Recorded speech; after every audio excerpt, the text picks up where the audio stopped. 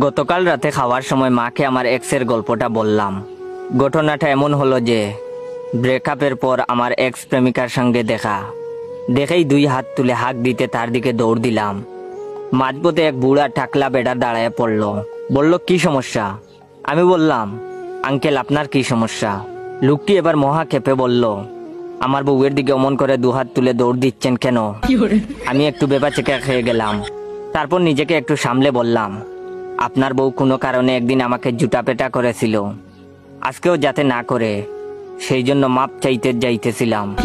প্রেমিকা সব দেখে শুনে বলল, বাবু বাদ দাও তো, আজকে ফরেন জুতা পরে আসছি, ওইটা দিয়ে ওকে মেরে জুতার অপমান করব না।